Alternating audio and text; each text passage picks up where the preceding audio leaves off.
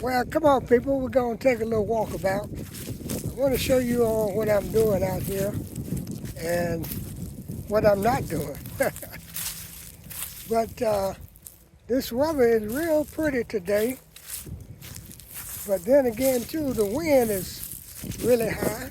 So we got a few fruit trees out here and look like they are doing pretty good. So we're not too concerned or worried about them. And these little windmills, I ain't have them up everywhere around here.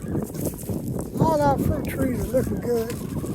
We got the mulch around them. As a matter of fact, we got another load of mulch supposed to be coming in. Hope so we can get it spreaded. But I'm walking down towards the garden, and I want to show you just what I did not get. You heard what I said, what I did not get. It has been a trying time with the weather the way it has been. And I know that all of you all know that, especially those people down around the coast and the lower part of the states. I know you know the weather has been sort of difficult this year, but we got to take it as it comes. The good Lord send what the good Lord send. But this is my burn barrel, and my garden is really in terrible shape. But I'm going to solve all that just in a little while. If the weather's good next week, then I'm going to get in here and I'm going to turn all this over. This is where I had those sweet potatoes. So you see what it looked like. It looks terrible. Now here is where I got my garlic. I didn't want to say it wrong because CC would be all over me if I say broccoli like I was saying before. But this is my garlic bed.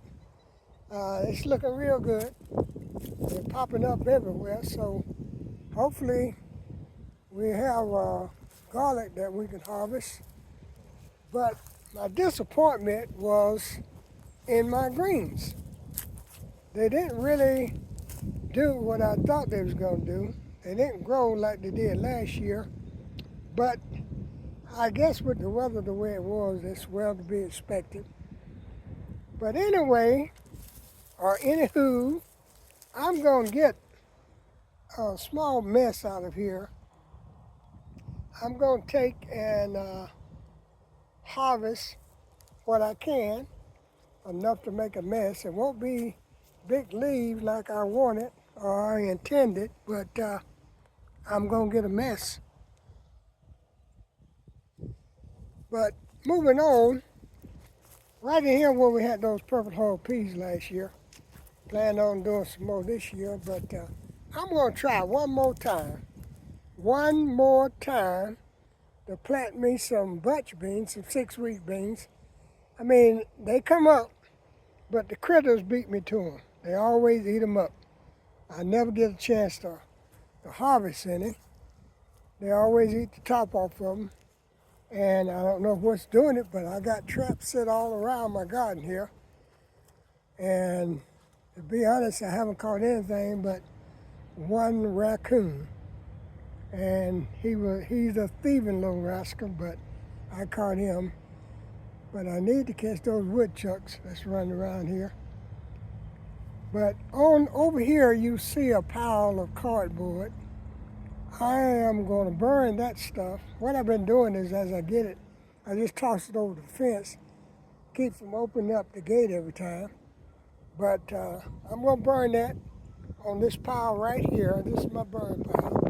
And get my potash, and then I'll distribute that all through the garden. Now this little trick right here with this windmill, I put it here to deter the critters. But if the wind is not blowing,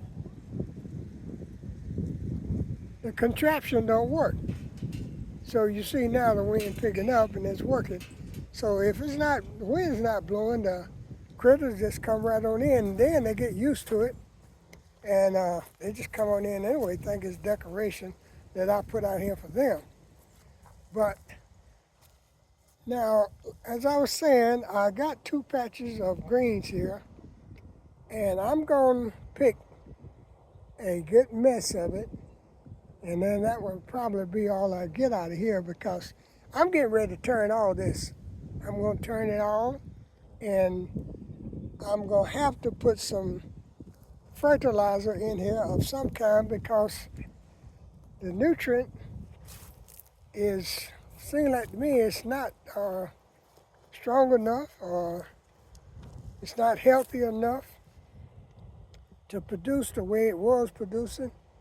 The soil is, you can see it's sandy, dark soil, so the soil is okay, but it needs a little help, because I've really been planting in here, really been getting a lot of stuff out of here. And this past season, we didn't get the rain that we wanted, we needed. But like I said, that happens. Every year won't be a good year, that's for sure. This is where I usually put my tomatoes, on the cattle panel, so I can tie them in. I'm going to take my cattle panel down and cut all this up. I'm going to cut every bit of it up. And then I'm going to put the cattle panel back, and that's where my tomatoes are going back. But over here is where I had all those tomatoes last year, and we had plenty of pepper, people. This is my pepper patch here. We had plenty of peppers. You know, peppers like warm weather too, so we didn't have any problem with the peppers. And the cayenne pepper was plentiful. So we're gonna put the peppers back in this particular area. We're gonna retreat it and do some things with it. Now that's the last little pepper plant right there. Let me get out of the way, my shadow's on it, but that was the last little pepper plant, and I just didn't have the heart to pull it up. I just left it there and left it alone. But anyway, I just wanted you to go on a walkabout with me so I could show you the garden out here. We've been doing some brush cutting. Got it over there, and we can't do any burning because the wind is too high. Perhaps you can hear it. Perhaps you can hear it on the camera. But the wind has been too high to do any burning. So we're not going to mess with any type of burning as of yet. But these are our trees here, fruit trees. I guess it might be 15, 20 of them out here with the fig trees included.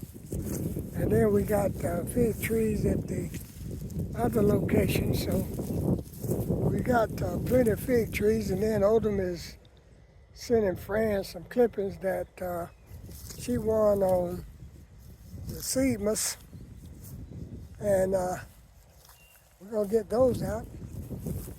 Find a good spot for them. So we got the sunshine, we got the soil, but we hadn't been getting any rain. Now let me show you something. This tree right here, I fell out of it back about 4 or 5 years ago.